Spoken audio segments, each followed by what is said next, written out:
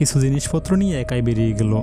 তার মনে একটাই আশা, যদি সে ফিরে আসে তবে কারো সাহায্য নিয়েই ফিরবে। কিন্তু এ পথে তো সহজ নয়, কারণ ততক্ষণে প্রচণ্ড শীত নেমে এসেছে, রক্ত হিম করে দেওয়া হাওয়া বইছে, চারদিক শুধু সাদা বরফে ঢাকা। তবুও মায়া হাঁটতে লাগলো। তার ভেতরে যেন এক অদম্য সংকল্প, এইবার হয় বাঁচবে নয় মরবে। সে বরফের উপর রাত কাটালো, পরদিন ভোরে আবার হাঁটতে শুরু করলো। কিন্তু অবশেষে একসময় তারও শক্তি ফুরিয়ে গেল। মায়া তখন বরফের উপর তার হাত মুখে লাগিয়ে চলতে লাগলো, যাতে তার চোখ খোলা থাকে এবং সে চলতে পারে। কিছু দূরে সে একটি লাল রঙের ভবন দেখতে পেল। হয়তো সেটা কোনো গবেষণা কেন্দ্র অথবা মায়ার জীবনের নতুন আশ্রয়। দৌড়ে ভিতরে ঢুকলো, কিন্তু সেখানে কেউ ছিল না। কিন্তু খাবার এবং উষ্ণ কাপড় ছিল প্রচুর।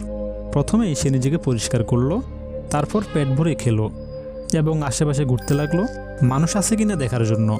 কিন্তু কোনো লোক ছিল না। কিন্তু হ্যাঁ, সেখানে একটি স্নোবোর্ড ছিল। মায়ার মনে যেন নতুন জীবন ফিরে এলো।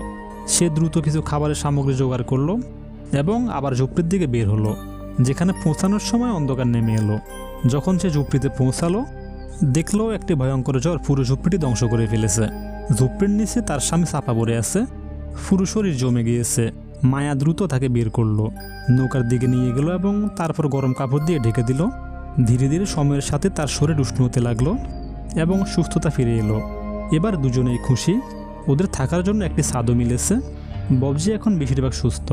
তাদের মধ্যে একটি রাত নাচ হয়েছে। তারপর এলো সেই দিন, যার জন্য তারা 42 দিন অপেক্ষা করেছে। গবেষকদের দল পৌঁছে গেছে, অর্থাৎ এখন তারা বাঁচবে। মায়া সঙ্গে সঙ্গে ববজির সঙ্গে আলিঙ্গন করলো, কারণ এখন সব কিছু ঠিক হয়ে যাবে। এভাবেই এই গল্প শেষ হলো। যদি আমাদের কাছে আপনাদের কোনো প্রশ্ন থাকে, নিচে কমেন্টে লিখুন, আমরা দ্রুত তার উত্তর দেব। তাহলে দেখা হবে পরের ভিডিওতে। ধন্যবাদ দেখার জন্য। Piece out.